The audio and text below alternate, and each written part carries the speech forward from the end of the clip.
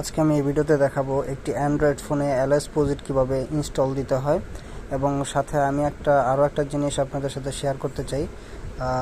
আমরা LSposed এর অনেকগুলো ভার্সন আছে, তো এর মধ্যে আমরা স্বাভাবিকভাবে ইউটিউবে অন্য ভিডিওর মাধ্যমে যে LSposedগুলো তার ইনস্টল করা দেখায়, সেটা করলে কি হয়, আমরা যদি ম্যাজিক্সের মডিউলে যাই, এখান থেকে সেটিংয়ে যাওয়ার পরে আমাদের এই যে ZGIX এই অপশনটা দেখতেছেন, এটাকে ডিসেবল করে দিতে হয়। বাট এটা ডিসেবল করে দিলে আমাদের একটা ক্ষতি হয়, সেটা হচ্ছে আমরা বিভিন্ন যে ব্যাংকিং সফটওয়্যারগুলো ব্যবহার করি, সেই ব্যাংকিং সফটওয়্যারগুলো ডিটেক্ট করে ফেলে আমাদের ফোনটি রুটেড করা, সেক্ষেত্রে সেগুলো ব্যবহার করতে আমাদের একটু সমস্যা হয়।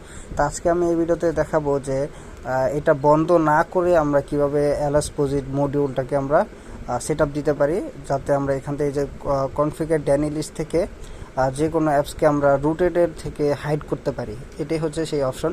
তো আমরা অন্য যে LSposed এর ভার্সনগুলো সেগুলো এনেবল করতে গেলে এটা অফ করে দিতে হয়। তা আমরা এটা আজকে অন রেখেই যেটা করা যায় সেটা করব। তো এর জন্য আমাদের টেলিগ্রামে LSposed যে অফিসিয়ালি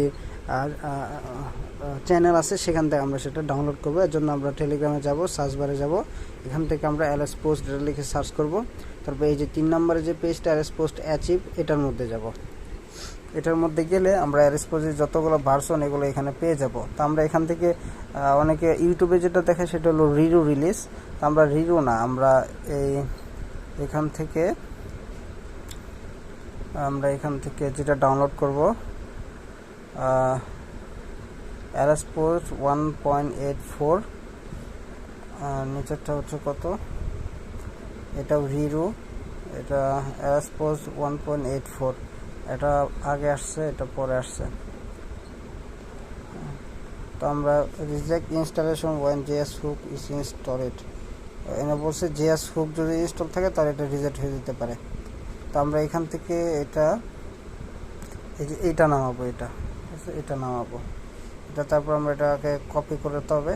তো আমরা আমাদের SD কার্ডের যে এখানে কপি করব, আমরা SD কার্ডের অপশন দিলাম, এখান থেকে পেস্ট করে দিলাম। তো আমাদের এটা এখানে চলে আসছে। তো এটা আমরা এখন ম্যাজিকের মাধ্যমে ফ্ল্যাশ করব। ওর জন্য ম্যাজিকে চলে যাব, যে মডিউলে চলে যাব। মডিউল থেকে আমরা যে ইনস্টল ফ্রম স্টোরেজ এখানে যাব।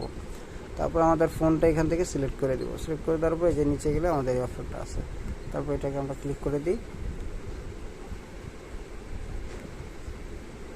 এখানে বলতেছে যে done copying zip to the directory, এটা হয়ে গেছে, সাকসেসফুলি হয়ে গেছে। তো আমরা এটাকে এখন রিবুট করে দিই। তো আমাদের ফোনটা রিবুট হয়ে আবার পুনরায় অন হয়ে গেছে। তো আমরা এখন দেখব যে সেটা সাকসেসফুল হয়েছে কিনা। এর জন্য আমরা ম্যাজিক্স মডিউলের মধ্যে যাব, এখান থেকে আমরা মডিউল সেকশনে যাব। তো এই যে এখন কিন্তু আমাদের এটা হয়ে গেছে, এই যে এটা কিন্তু সাকসেসফুলি হয়ে গেছে, আপডেট হয়ে গেছে।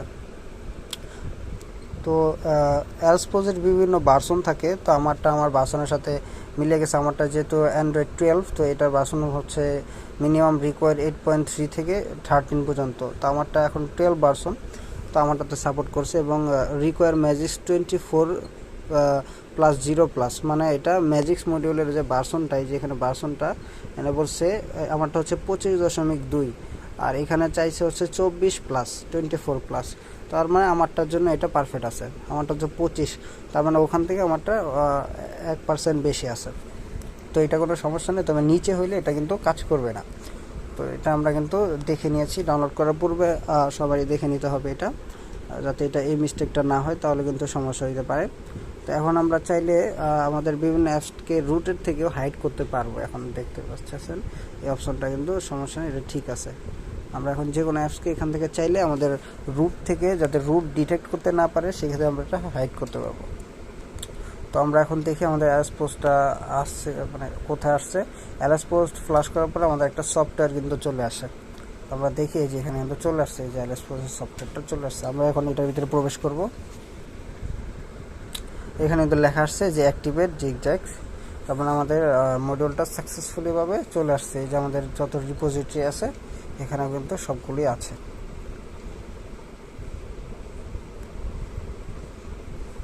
তার মানে আমাদের এটা ইনস্টল করাটা সাকসেসফুল হয়েছে, কোনো রকম ইরর কিন্তু আমাদের সামনে আসে নাই। তো আজকের ভিডিও এই পর্যন্তই, ধন্যবাদ।